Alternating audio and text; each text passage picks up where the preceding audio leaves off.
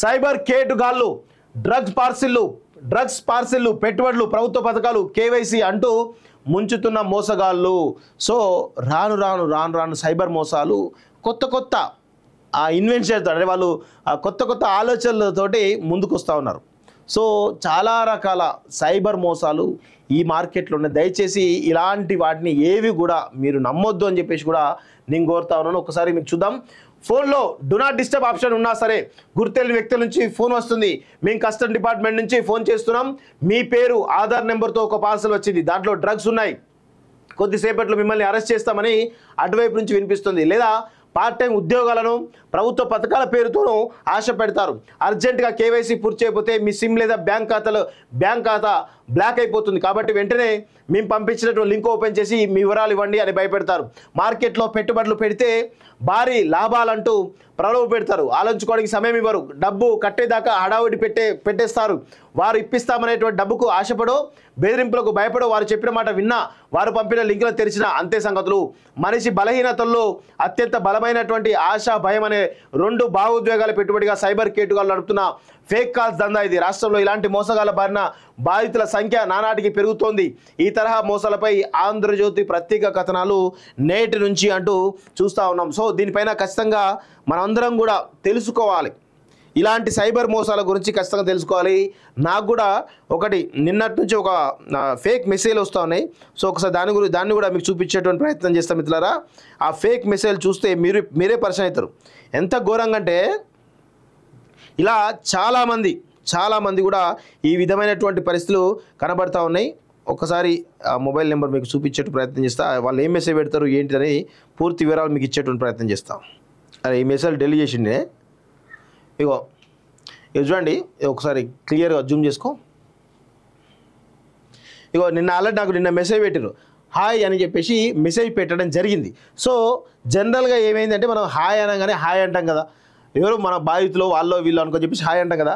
Hi అనగానే కింద ఇక వాళ్ళకి సంబంధించిన హిందీలో మొత్తం కూడా వచ్చేస్తాయి. ఇక మొత్తం వాళ్ళు మేము ఆ హెల్ప్ చేస్తాం, ఈ హెల్ప్ చేస్తాం, లేకపోతే మీకు అది ఇది అనుకుంటా ఇగో ఇట్లా అమ్మాయిల ఫోటోలు పెట్టేసుకొని ఈ విధంగా అమ్మాయిల ఫోటోలు పెట్టుకొని ఈ విధమైనటువంటి మోసాలకు పాల్పడుతూ అమ్మాయిల ఫోటోలు పెట్టి ఈ విధంగా అందరినీ ట్రాప్లో పడేసేటువంటి ప్రయత్నం చేస్తారు.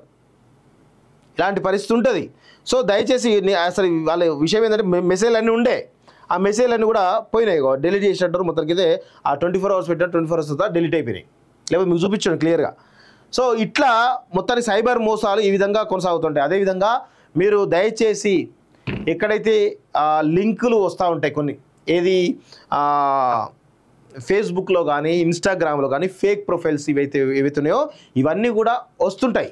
సో దయచేసి వాటి విషయంలో కూడా మీరు జాగ్రత్తగా ఉండండి. అనేక రకాలైనటువంటి వాళ్ళు లింకులు పంపించారు, ఆ లింక్ ఓపెన్ చేసిరు అంటే కథమే. ఇక మీరు మీ యొక్క ఫోన్ డేటా మొత్తం వాళ్ళ కంట్రోల్లోకి వెళ్ళిపోతుంది, మీలో డబ్బులు పోతాయి, అదేవిధంగా మిమ్మల్ని బెదిరించే ప్రయత్నం చేస్తారు, అన్ని రకాల ఇబ్బందులు పెట్టేటువంటి ప్రయత్నం ఖచ్చితంగా చేస్తారు. కాబట్టి దయచేసి అందరూ కూడా జాగ్రత్తగా ఉండాలని చెప్పేసి కూడా నేను కోరుతా ఉన్నాను.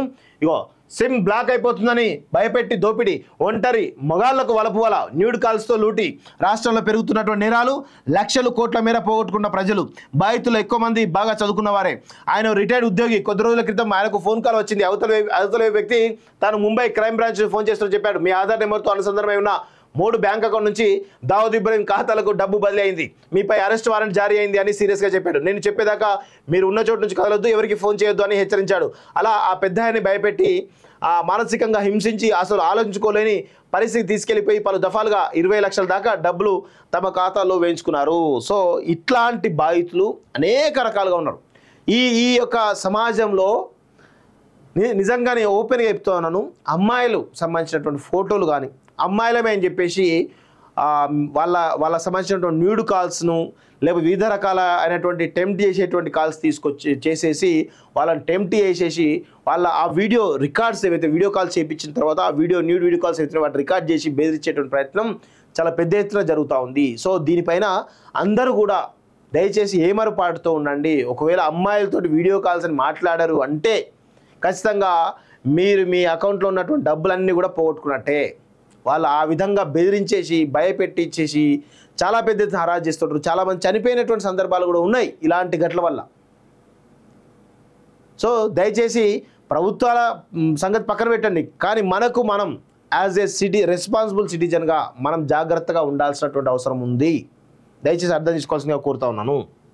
సైబర్ కేటుగాళ్ళు డ్రగ్స్ పార్సిళ్ళు పెట్టుబడులు ప్రభుత్వ పథకాలు కేవైసీ అంటూ ముంచుతున్న మోసగాళ్ళు. సో రాను సైబర్ మోసాలు కొత్త ఇన్వెంట్ చేస్తారు, అంటే వాళ్ళు కొత్త ఆలోచనలతోటి ముందుకు వస్తూ ఉన్నారు. సో చాలా రకాల సైబర్ మోసాలు ఈ మార్కెట్లో ఉన్నాయి. దయచేసి ఇలాంటి వాటిని ఏవి కూడా మీరు నమ్మొద్దు అని చెప్పేసి కూడా నేను కోరుతా ఉన్నాను. ఒకసారి మీకు చూద్దాం. ఫోన్లో డు నాట్ డిస్టర్బ్ ఆప్షన్ ఉన్నా సరే గుర్తెలిని వ్యక్తుల నుంచి ఫోన్ వస్తుంది.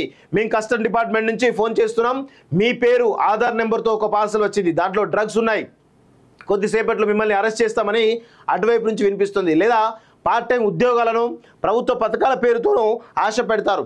అర్జెంటుగా కేవైసీ పూర్తి చేయకపోతే మీ సిమ్ లేదా బ్యాంక్ ఖాతా బ్లాక్ అయిపోతుంది, కాబట్టి వెంటనే మేము పంపించినటువంటి లింక్ ఓపెన్ చేసి మీ వివరాలు ఇవ్వండి అని భయపెడతారు. మార్కెట్లో పెట్టుబడులు పెడితే భారీ లాభాలంటూ ప్రలోభ పెడతారు. ఆలోచించుకోవడానికి సమయం ఇవ్వరు, డబ్బు కట్టేదాకా హడావుడి పెట్టేస్తారు. వారు ఇప్పిస్తామనేటువంటి డబ్బుకు ఆశపడో బెదిరింపులకు భయపడో వారు చెప్పిన మాట విన్నా వారు పంపిన లింకులు తెరిచిన అంతే సంగతులు.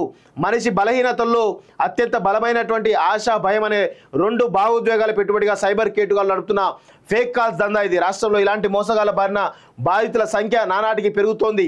ఈ తరహా మోసాలపై ఆంధ్రజ్యోతి ప్రత్యేక కథనాలు నేటి నుంచి అంటూ చూస్తూ ఉన్నాం. సో దీనిపైన ఖచ్చితంగా మనందరం కూడా తెలుసుకోవాలి. ఇలాంటి సైబర్ మోసాల గురించి ఖచ్చితంగా తెలుసుకోవాలి. నాకు కూడా ఒకటి నిన్నటి నుంచి ఒక ఫేక్ మెసేజ్ వస్తూ ఉన్నాయి. సో ఒకసారి దాన్ని కూడా మీకు చూపించేటువంటి ప్రయత్నం చేస్తాం మిత్రులారా. ఆ ఫేక్ మెసేజ్ చూస్తే మీరే పరిచయం అవుతారు. ఎంత ఘోరంగా అంటే ఇలా చాలామంది కూడా ఈ విధమైనటువంటి పరిస్థితులు కనబడతా ఉన్నాయి.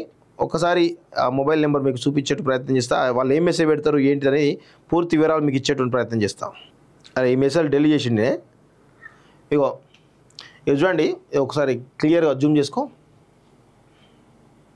ఇగో నిన్న మెసేజ్ పెట్టారు, హాయ్ అని చెప్పేసి మెసేజ్ పెట్టడం జరిగింది. సో జనరల్గా ఏమైందంటే మనం హాయ్ అనగానే హాయ్ అంటాం కదా, ఎవరు మన బాధితులు వాళ్ళో వీళ్ళు అనుకొని చెప్పేసి హాయ్ అంటాం కదా. హాయ్ అనగానే కింద ఇక వాళ్ళకి సంబంధించిన హిందీలో మొత్తం కూడా వచ్చేస్తాయి. ఇక మొత్తం వాళ్ళు మేము ఆ హెల్ప్ చేస్తాం, ఈ హెల్ప్ చేస్తాం, లేకపోతే మీకు అది ఇది అనుకుంటా ఇగో ఇట్లా అమ్మాయిల ఫోటోలు పెట్టేసుకొని ఈ విధంగా అమ్మాయిల ఫోటోలు పెట్టుకొని ఈ విధమైనటువంటి మోసాలకు పాల్పడుతూ అమ్మాయిల ఫోటోలు పెట్టి ఈ విధంగా అందరినీ ట్రాప్లో పడేసేటువంటి ప్రయత్నం చేస్తారు.